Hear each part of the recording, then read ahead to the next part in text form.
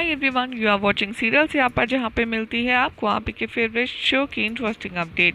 Episode की शुरुआत में दिखाया जाएगा कि रुद्राक्ष वंशिका से कहता है कि मुझे अरमान के घर की तलाशी लेनी है और वैसे भी मैं अरमान के सामने नहीं जा सकता और आईब्रो के बिना तो बिल्कुल भी नहीं, इसलिए तुम मेरे लिए नकली आईब्रो जल्द से जल्द लेकर आओ। वंशिका कहती है ये तो पॉसिबल नहीं है रुद्र, क्योंकि एमके तो आउट ऑफ टाउन है। और वो कहता है कि ऐसा मत करो, सब कुछ खराब हो जाएगा अगर मुझे नकली आईब्रो नहीं मिली।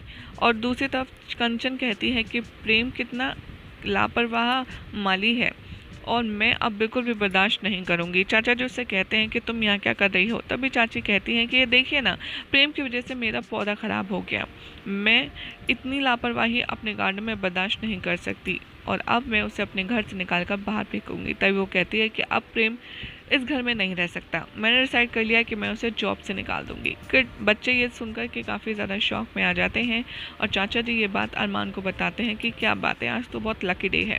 तभी वो कहता है कि आज कंचन प्रेम को जॉब से निकालने वाली है और अरमान तुम्हें कुछ करने की ज़रूरत नहीं। इधर विद्युत और रुद्राक्ष अरमान का जो घर है वहाँ पर वंशिका रुद्राक्ष की वो जो नकली आईब्रो होती है वो ढूंढने की कोशिश करती है और तभी उसे एट लास्ट मोमेंट पर रुद्राक्ष और विद्युत लेने आ जाते हैं और ये देख कर के वो कहती है थैंक गॉड तुमने मुझे बचा ही लिया। वो फेक आईब्रो ढूंढ करके रुद्राक्ष को दे देती है और कहती है कि ये लो, मैं ये बहुत मुश्किल से लाई हूँ एमके के असिस्टेंट से।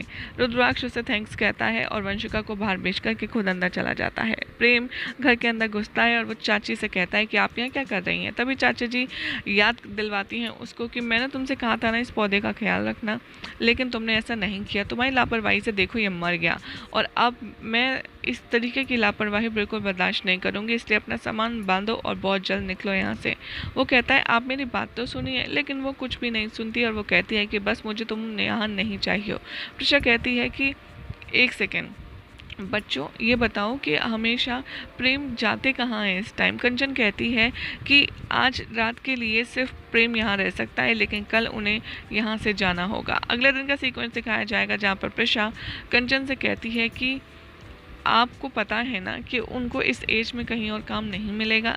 चाची कहती हैं कि हाँ, लेकिन प्रेम मेरी जिम्मेदारी तो नहीं है, अगर वो लापरवाही से काम करता है तो उसे जॉब नहीं मिल सकती, लेकिन अब उसे जाना ही होगा। तभी वो नोटिस करती है प्लांट और वो कहती है कि वाओ, ये जादू कैसे हुआ। और प्रिशा ये सुनकर के समझ नहीं पाती कि आखिर चाची क्या कह रही हैं। प्रेम आता है वहाँ और कहता है कि मैंने इस मरे हुए पौधे में जान डाल दी और वो कहता है कि मैं एक एक्सपीरियंस गार्डनर हूँ इसीलिए। और ये सुनकर कि वो बहुत खुश हो जाती है कि प्लांट उसका एक बार फिर से सही हो गया। अरमान कहता है प्रेम से कि तुम ये घर छोड़कर जा रहे हो या नहीं। तभी प्रिशा कहती है कि नहीं, क्योंकि जो प्रॉब्लम थी जिसकी वजह से प्रेम को जॉब से निकाला जा रहा था वो तो सॉल्व हो गई।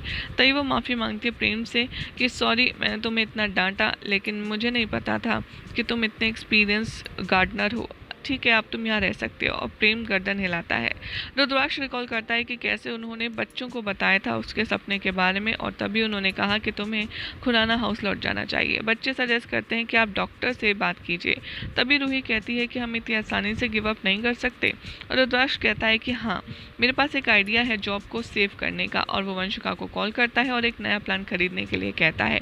थोड़े टाइम के बाद वंशिका उसको एक नया प्लान देती है। वंशिका मरे हुए पौधे को डस्टबिन में फेंक देती है और वहां से चली जाती है। रुद्राक्ष सोचता है कि अब तो मैं प्रिशा के साथ रह ही सकता हूँ।